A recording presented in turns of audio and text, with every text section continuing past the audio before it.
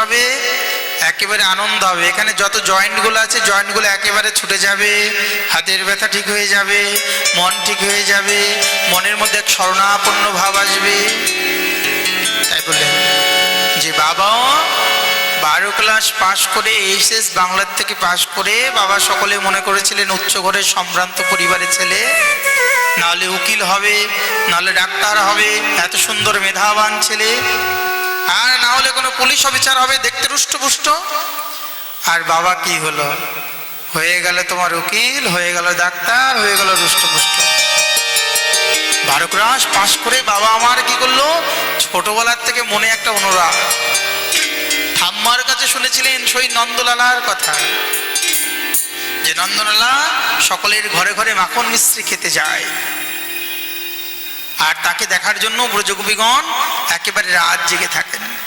ওই যে মাথার মধ্যে ভূত ঢুকে গেল। আর যার জন্য কি হলো? বাড়ি ঘর দর সব কিছু ত্যাগ করে দিলেন। গুরুদেব এসেছিলেন বাড়িতে, গুরুদেবের কাছ থেকে জোর করে তিনি কি করলেন? গুরুদেব আমায় মন্ত্র দিন, মন্ত্র দিয়ে আমি ভগবানের সেবা করব, সাধু সেবা করব। গুরুদেবও বুঝতে পারেনি যে সংসার ছেড়ে পালিয়ে যাবে এই ছেলে। একেবারে দীক্ষা মন্ত্র নেওয়ার সাথে সাথে বলেন যে হয়ে গেল। সেখান থেকে পালিয়ে একেবারে নন্দগ্রাম ঝাড়খণ্ডের পথ হয়ে একেবারে ছুটতে ছুটতে ছুটতে ছুটতে 3 মাস পর কি অনুরাগ! তখনকার দিনে তো গাড়ি ছিল না। তখনকার দিনে ব্রজের মহাত্মারা যারা বৃন্দাবনে যেতেন তারা বঙ্গদেশ থেকে শুরু করে এই বাংলা পর্যন্ত পায়ে হেঁটে যেতেন বৃন্দাবনে। ঝাড়খণ্ডের পাট দিয়ে তখন একটা অঙ্কন চিত্ররেখা ছিল। হঠাৎ করে নন্দগ্রামে গিয়ে উপস্থিত হলেন। মনে মনে জিত করলেন, যতক্ষণ পর্যন্ত গোপাল তুমি আমায় দেখা দেবে না ততক্ষণ পর্যন্ত আমি অন্ন আহার জল কিছুই খাবো না। কিন্তু 2 দিন 3 দিন হয়ে গেল, নন্দলালা আর দেখা দেয় না। ধীরে ধীরে ধীরে ধীরে আস্তে আস্তে আস্তে আস্তে সেখানে থাকা শুরু করলেন।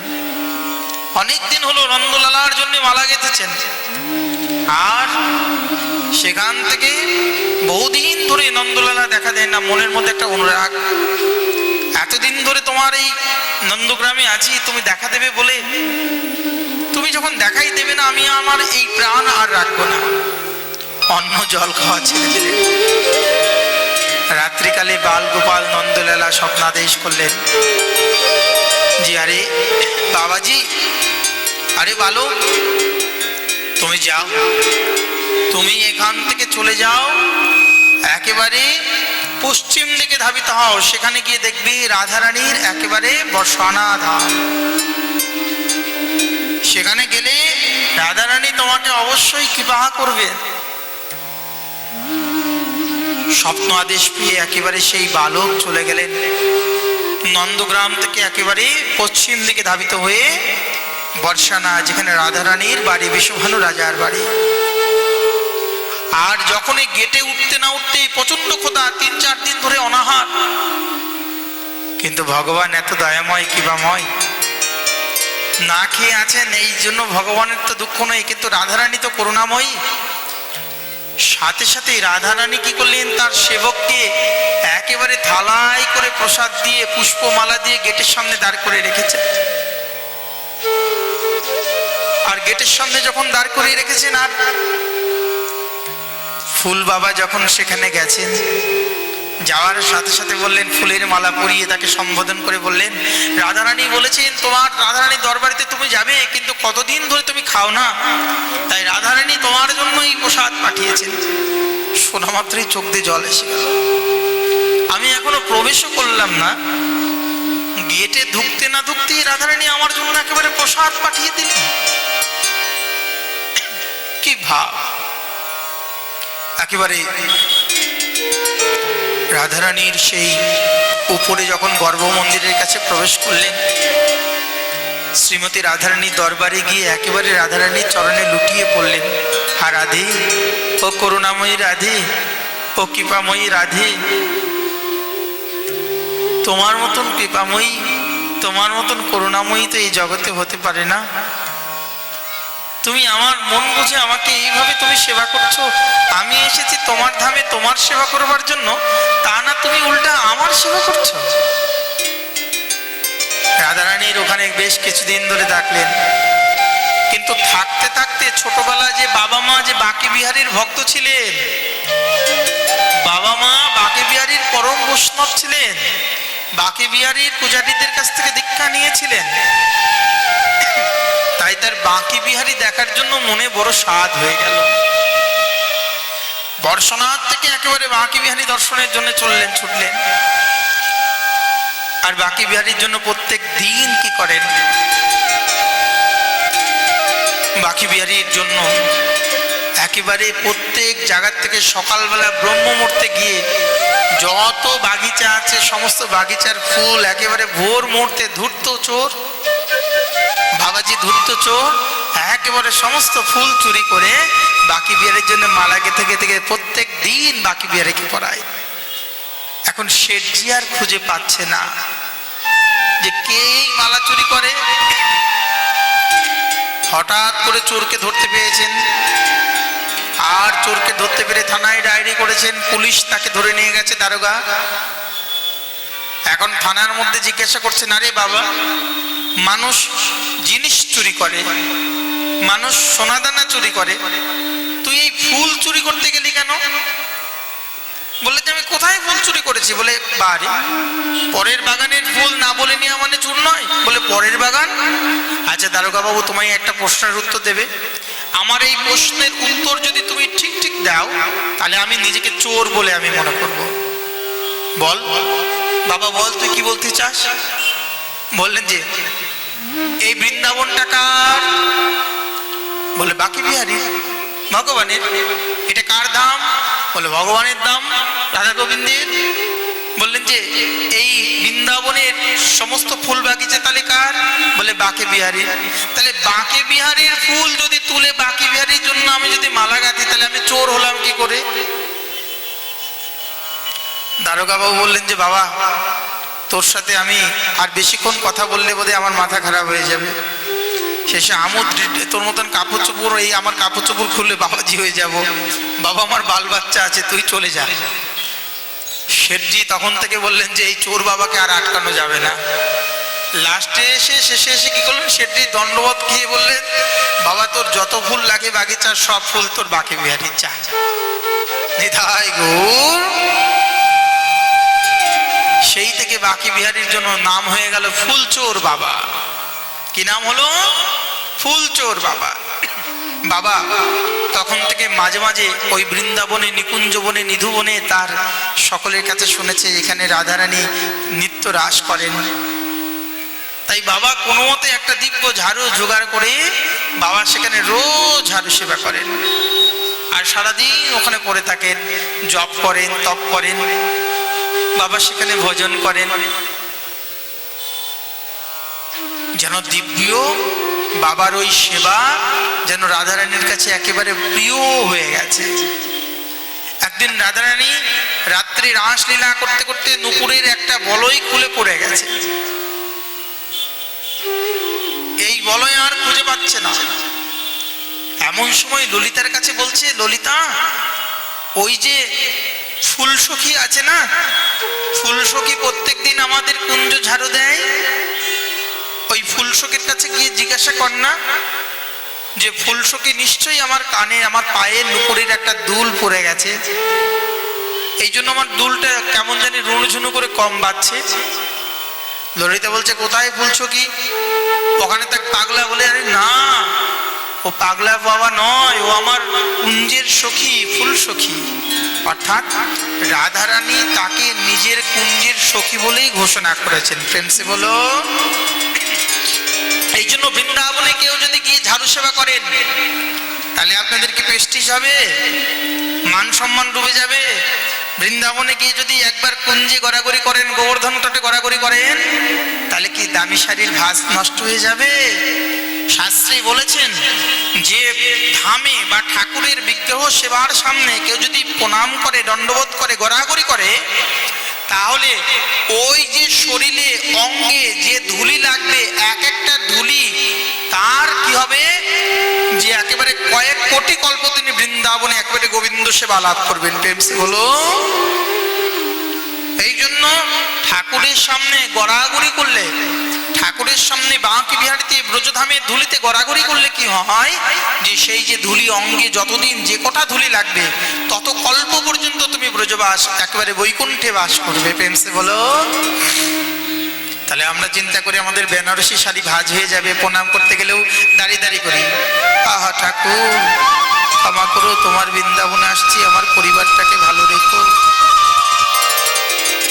এই যে আমাদের ধান্দা, আমরা বৃন্দাবনে যাই প্রেম পেতে যাই না, আমরা যাই ধান্দা করতে। সাধুগুরু বৈষ্ণব দেখলে আগে তার চরণটা ছুঁই, আর পিছনের দিকে ছুঁয়েছি, পিছনে ভাবি যেন আমাদের পরিবারটা সুখে থাকে, সংসার সুখে থাকে, বাড়িঘর সুখে থাকে, আমার ছেলে যেন ভালো হয়, একটা ভালো বৌমা পায়। আমরা বৃন্দাবনে যাই কিন্তু বৃন্দাবন পাই না। বৃন্দাবনে গেলে বৃন্দাবনে এমন দর্শন নয়। বৃন্দাবন মহিমামৃত নামক গ্রন্থে প্রবোধানন্দ সরস্বতীপাদ লিখছেন যে বৃন্দাবনে গিয়ে এই দলবদ্ধ হয়ে বৃন্দাবনে গেলে কখনো ভগবত অনুভূতি হয় না। কেন? দলে দলে সারাদিন তো ঠুকাঠুকি করতেই থাকবেন। তুমি আমার চিরুনি নিলে কেন, এই আমার ব্যাগ খুঁজে পাওয়া যাচ্ছে না, এই আমার বান্ধবী আমার মোবাইল নিয়ে গেল, চশমা নিয়ে গেল, এই করতেই জীবন শেষ।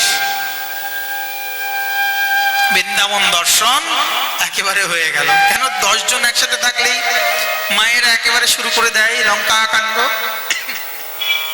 তাই বৃন্দাবনে এইভাবে নয়, বৃন্দাবন দর্শন করতে গেলে একান্তে, কখনো রাধাকুণ্ডের তটে গিয়ে বসে থাকুন না, একান্তে গিয়ে কখনো কোনো বৃক্ষতলে গিয়ে একটু বসে থাকুন না, মনটাকে বিষয় থেকে সরিয়ে, সংসারের সমস্ত চিন্তা থেকে সরিয়ে রাধা গোবিন্দের লীলাকে স্মরণ করে কখনো বৃন্দাবনের কল্পলতা, তারা সকলেই বলে কৃষ্ণ কথা, তারা সকলে কৃষ্ণ কথা জানে, তারা আপনাকে কৃষ্ণ কথা শোনাবেন। বৃন্দাবনের পশু পক্ষী তারা সকলে আপনাকে কৃষ্ণ কথা শোনাবেন। তারা কৃষ্ণ কথা জানে, কি করে কৃষ্ণের কথা বলতে হয় তারা জানেন, আমরা জানি না। ওই জন্য বৃন্দাবনে তো যাই, কিন্তু বৃন্দাবনে যাই কিন্তু পাই না। কেন পাই না? বৃন্দাবনে যেতে গেলে কোনো বৃক্ষের কাছে কখনো গিয়ে কোনো বৃক্ষকে একবার জড়িয়ে ধরবেন না। বিধি যেন তরুলতা সাজিতাম যেন কুঞ্জ বনে, একেবারে কল্পলতা বিধি সাজিতাম যেন কুঞ্জ বনে।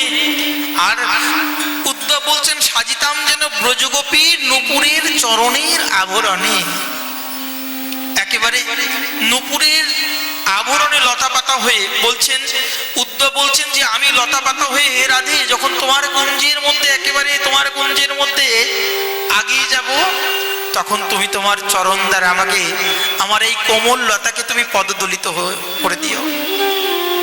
বললেন যে আমি বৃন্দাবনে বৃক্ষ হতে চাই না, বৃক্ষ হয়ে থাকলে তো মাথা উঁচু করে থাকতে হবে, আমি বৃন্দাবনে লতা পাতা হব। লতা পাতা হলে তাহলে আমি মাটিতে নুয়ে থাকবো।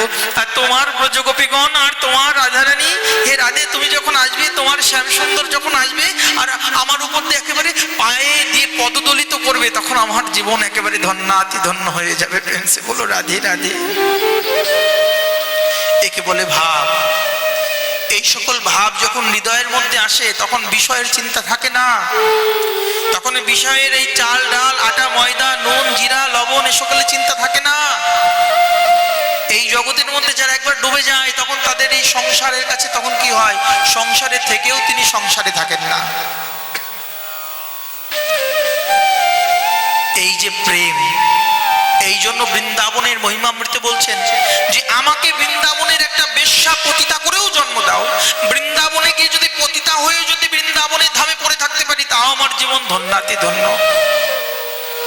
বনিতা হয়ে যদি তোমার নামের বনিতা হব, তোমার প্রেমের বনিতা হব, তোমার কৃষ্ণ নামে কলঙ্কিত হব, কৃষ্ণ নামের কলঙ্ক নিয়ে তোমার ধামে যদি পাগলের মতন পড়েও থাকি, একটা নর্দমার কীট করেও জীবন দিও, কিন্তু বৈকুণ্ঠের কোনো দাসত্ব অভিমান দিও না। আমি বৈকুণ্ঠের কোনো দাসত্ব, অযোধ্যার কোনো মহিষী হতে চাই না, তোমার বৃন্দাবনের একটা কীট হয়ে জীবন যাপন করতে চাই। কেন জানো তো? তোমার এই বৃন্দাবনে নিত্য আজও সেই লীলা হয়, যে লীলাকে অন্তত দর্শন তো করতে পারবো। সংসার সংসার করে মিছে গেল কাল, মিলিল না কিছুই, শুধু ঘটিল জঞ্জাল। কিসের সংসার আর ছায়াবাজি প্রায়, ইহাকে যত্ন করে বৃথা দিন যায়। ভক্তি বিনোদ ঠাকুর বললেন, একে যত্ন করছেন, এই সংসারের মধ্যে এত যত্ন করছেন, এই যত্ন করে করে আপনি কি করছেন? যে যত্নটা গোবিন্দিতে করা দরকার, সেই যত্নটা আপনি কি করছেন? যে এই সংসারের মধ্যে করছেন। কিন্তু এই সংসার রূপে যত্ন করলে কি হয়? আচ্ছা বলুন তো দেখি, পিতলের বা কাঁসা বা তামার যদি পাত্র দীর্ঘদিন যদি না মাজা হয়, না ধোয়া হয়, কি হয়ে যায়? কালো হয়ে যায়। আপনি কি শুধু জল দিয়ে ধুলে কি সেটা চকচক করবে কি? না শুধু ওই তেঁতুল বা খাট্টা দিয়ে ধরলেও চকচক করবে? তাতে কি করতে হবে? একেবারে বালি বা মাটি দিয়ে একেবারে খাট্টা দিয়ে যদি ডলা দেন, তখন কি হবে? চকচক চকচক করবে। তাই জন্য বলছেন, মার্জন হয় সাধন ভজন সাধু সঙ্গে অনুক্ষণ। যতক্ষণ পর্যন্ত সাধু মুখে সাধু সঙ্গের দ্বারা নিজেকে অতিবাহিত করতে পারবেন না, ততদিন পর্যন্ত কি হবে? আপনার ভজন সাধন ওখানেই দাঁড়িয়ে যাবে। কেন? সংসারে থেকে কি ভজন সাধন হয় না? বলে হয়, কিন্তু সংসারের ভজন সাধন একটা জায়গায় দাঁড়িয়ে থাকে, এখান থেকে উঠতে পারে না। সাধন ভক্তিতেই দাঁড়িয়ে থাকে, এখান থেকে উঠতে পারে না। যতক্ষণ পর্যন্ত সাধুরূপী সঙ্গ, সাধুর সঙ্গে হরিকথা একমাত্র চাই, সংসার জিনিতে আর অন্য কিছু নাই। এই জন্য বললেন যে বৃন্দাবনের এই যে ভাব অনুরাগময় জীবন, এই জীবন যারা একবার জীবন ধারণ করবে, সদ্গুরুদেবের দীক্ষা প্রাপ্ত হবে এবং ব্রজের অনুরাগময় ভজন যারা পাবে, তাদের জীবন চরিত্র, চলার গতি, চলাফেরা সম্পূর্ণ আলাদা হয়ে যাবে। বাচালতা বোধ হবে না। ফুল বাবা তো প্রত্যেকদিন ফুল চুরি করতেন, এইবার নিকুঞ্জের মধ্যে ঝাড়ু সেবা দিতে শুরু করলেন। শ্রীমতী রাধা রানীর চরণে নূপুরের বলয় একটা খুলে পড়ে গেছে। এইবার এই যে দীর্ঘদিন ধরে ফুল বাবা ঝাড়ু সেবা করছেন, ঝাড়ু সেবা করতে করতে কবে যে ফুল বাবার থেকে ফুল সখী হয়ে গেছেন, এ কথা কেউ জানেন না। ফুল মঞ্জুরি সখী রূপে একেবারে তিনি এতদিন ঝাড়ু সেবা করতে করতে ধ্যানমগ্ন হয়ে তিনি দেখছেন যে আমি একেবারে দিব্য অপরূপ রূপে ব্রজগোপী দেহ ফুল বাবা লাভ করেছেন। কেন?